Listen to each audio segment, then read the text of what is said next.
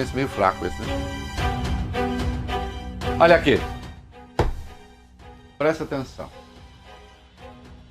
Eu vou te falar de uma ilegalidade. De algo que jamais poderia ter acontecido. No dia 16 de janeiro de 2016, Deltan envia uma mensagem a Sérgio Moro com um pedido realmente inusitado. Deltan para Sérgio Moro. Você acha que seria possível a destinação de valores da vara, daqueles mais antigos, se estiverem disponíveis, para um vídeo contra a corrupção, pelas 10 medidas que será veiculado na Globo? A produtora está cobrando apenas custos de terceiros, o que daria uns 38 mil. Se achar ruim em algum aspecto, há alternativas que estamos avaliando, como crowdfunding e cotização entre as pessoas envolvidas na campanha. Ainda Deltan. Segue o roteiro, eu vou mostrar o roteiro para você e o roteiro está no meu blog também. Segue o roteiro e o orçamento, como queria.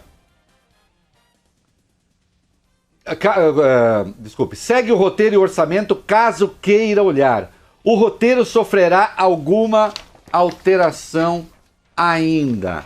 Avalie de modo absolutamente livre e se achar que pode, de qualquer modo, arranhar a imagem da Lava Jato, de alguma forma, nem nós queremos. E aí ele envia os dois PDFs. Um PDF com a proposta da produtora, que está lá no meu blog, a imagem está lá, daqui a pouco vai entrar, e também o PDF com o roteiro.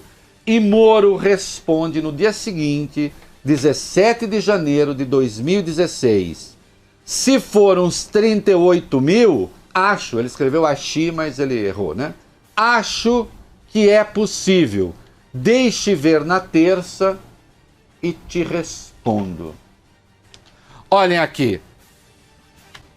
Ilegal, imoral, indecente, não importa porque não tem essa verificação, porque não tem no áudio, não tem na troca de mensagens, se o dinheiro foi dado ou não. Ele aceitou dar.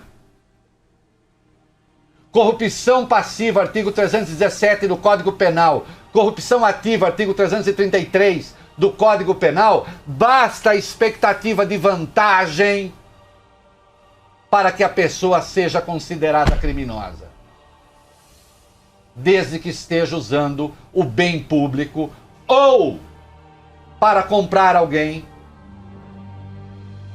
ou para se vender, que tem a ver com bem público. A expectativa basta. Neste caso, uso ilegal de recurso da 13ª Vara Federal de Curitiba. Há 2 dinheiros na 13ª Vara Federal de Curitiba. Um dinheiro é aquele que manda o Conselho Nacional da Justiça, subordinado ao Superior Tribunal de Justiça. O Conselho Nacional da Justiça manda dinheiro para os tribunais regionais, são 5, e os tribunais regionais distribuem para as varas. Esse é o dinheiro do dia a dia. Esse é o caixa para as despesas correntes. O outro dinheiro são depósitos judiciais ou de multas. Vejam que Dallagnol e Sérgio Moro falam daquele dinheiro, de um dinheiro que eles sabem. Em qualquer caso, o uso de recursos da 13ª Vara Federal de Curitiba, com o qual o juiz concordou para financiar publicidade, é escancaradamente ilegal. E se verifica mais uma vez a intimidade, a promiscuidade, as relações impróprias entre o então juiz e o coordenador da Lava Jato. Todos os juízes que estão me ouvindo agora, digam: é legal o uso desse recurso? É legal o uso desse recurso para pagar uma produtora privada para fazer uma campanha em favor das tais 10 medidas? 10 medidas que, de resto, 4 delas fascistoides, porque agrediam direitos fundamentais. Até o Sérgio Moro critica uma delas numa das conversas, que eu não estou divulgando agora. Dizendo que se trata de entrapment, que se trata de uma armadilha.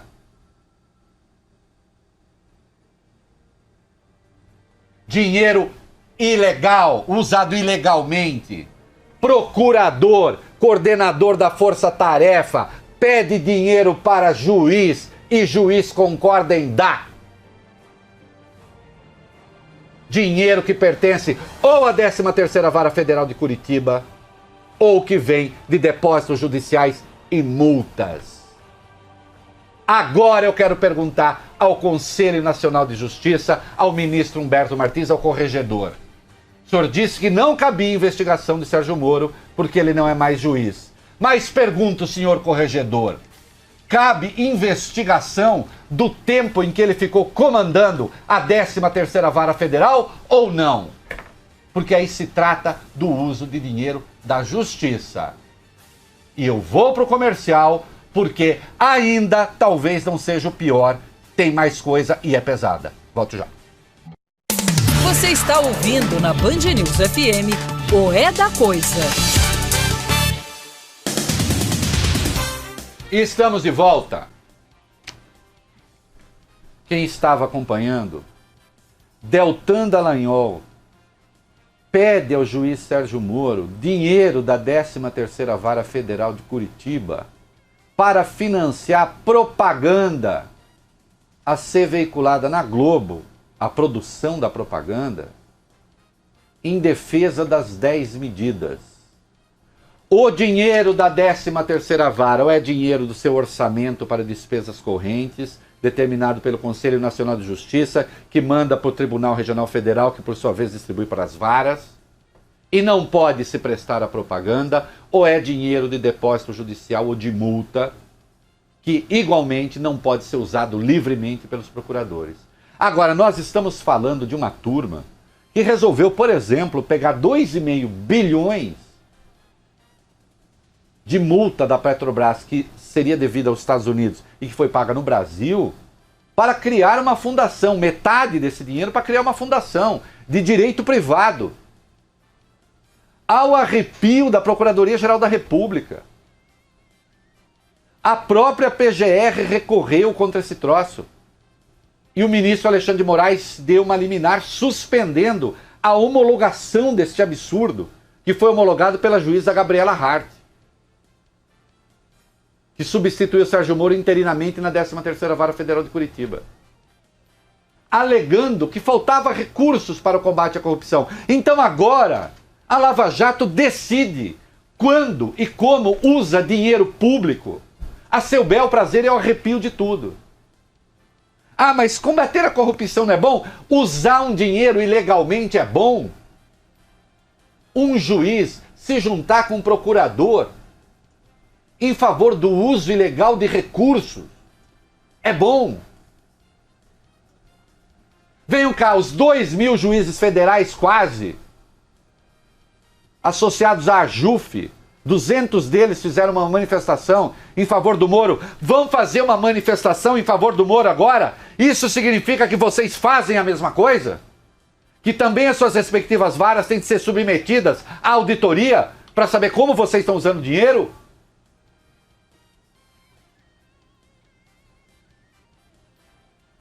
Mas não é. Pasmem, isso é muito grave, mas não é o mais grave. Porque agora nós vamos falar de uma coisa que incide no vício do devido processo legal,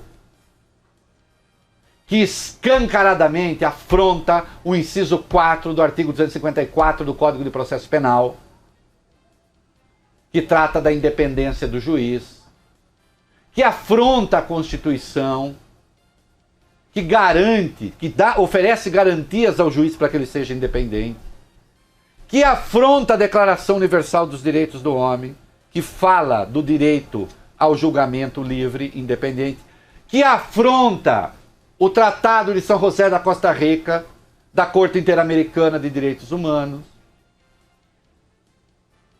Preste atenção.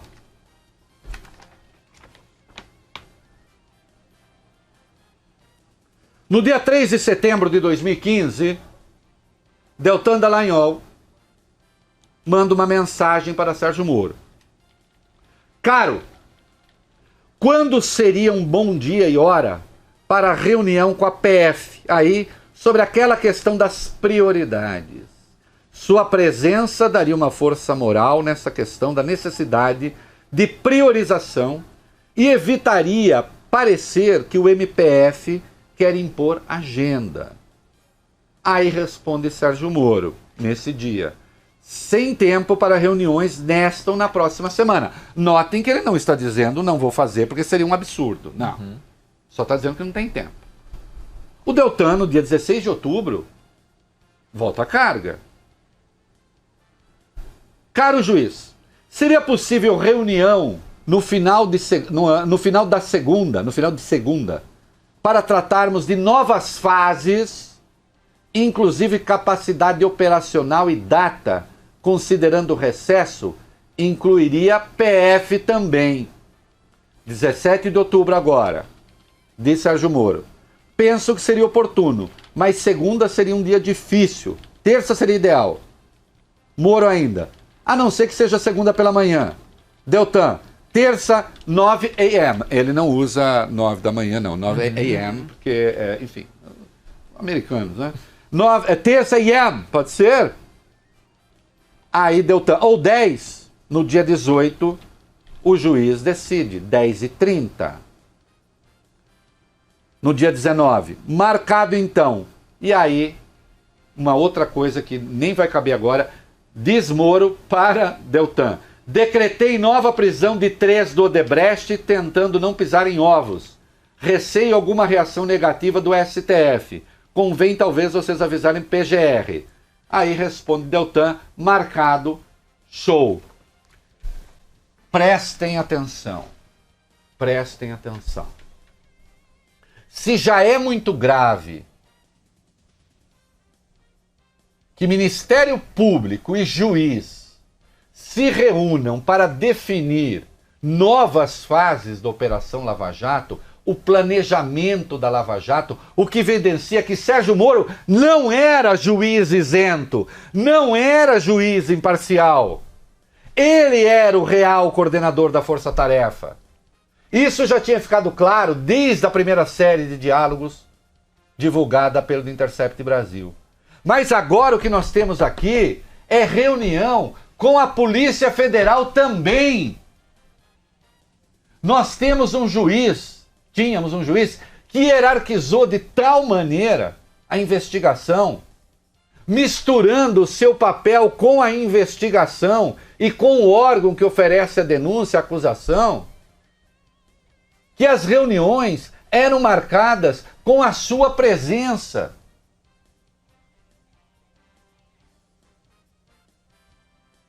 Eu não vou apelar a Morominion, eu não vou apelar a Bolsominion, eu não vou apelar a petista que está ouvindo, eu não vou apelar a esquerdista que está ouvindo, eu não vou apelar a liberais que estão ouvindo. Eu quero apelar aos 2.000 quase juízes federais do Brasil e aos quase 18.000 juízes que há no Brasil e lhes perguntar: isto é normal? Isto é legal?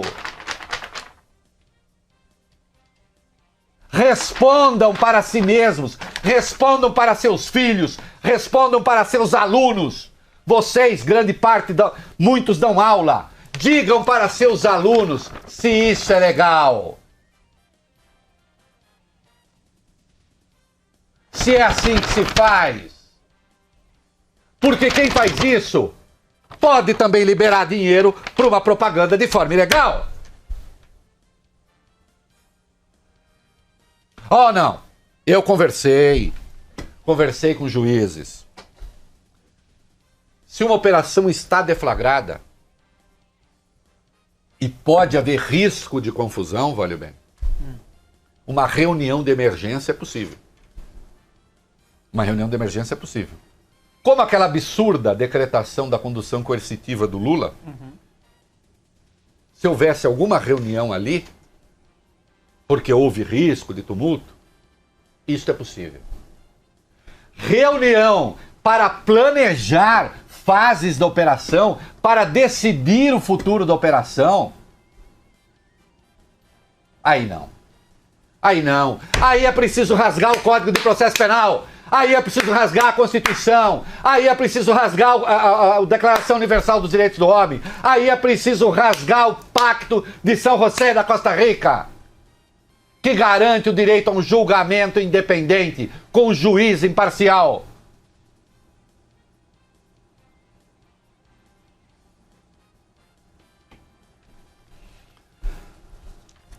Isso foi submetido previamente a eles? Não, porque eu já sei a resposta, de todo modo, eles dizem que não reconhecem a autenticidade. Bom, o roteiro que o Dallagnol mandou para o Moro está lá, eu pergunto se o Moro reconhece o roteiro. O orçamento mandado pela empresa está lá, ou a empresa vai negar que existe o orçamento? Mas em havendo explicação que não seja ofensa, a gente publica. Não adianta Dallagnol me chamar de blogueiro, como se isso fosse ofensa, que eu não ligo. Ou me chamar de jurista, entre aspas, porque eu também não ligo. Até porque eu sou blogueiro com muita honra. Com muita honra. 13 anos de blog. Hoje, graças a Deus, o mais lido do UOL, e não estou falando isso com jactância.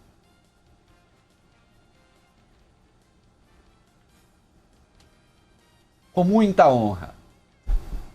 E colunista também, tudo com muita honra, com muita decência, com muita dignidade no meu trabalho. Defendendo sempre a lei, defendendo sempre o Estado de Direito, defendendo sempre o devido processo legal. Os petistas sabem o quanto eu briguei com eles. E eles sabem também o quanto me ofenderam. Se eu tivesse medo de desqualificação, se eu tivesse medo de ofensa, quando o PT parecia mais eterno do que os diamantes, eu não teria feito as críticas que fiz. Não obstante, assim que eu notei ilegalidades na Lava Jato, passei a criticar sim, e que fique claro ainda uma vez. Alguns idiotas dizem que eu passei a bater na Lava Jato quando vazaram uma conversa minha com uma fonte que de resto não tinha nada de legal. Não!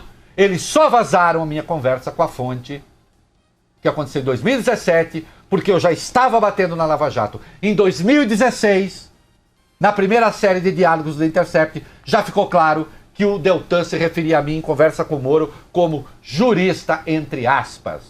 Eu posso ser jurista, entre aspas, mas sou cidadão, sou jornalista e tenho vergonha na cara, sem aspas.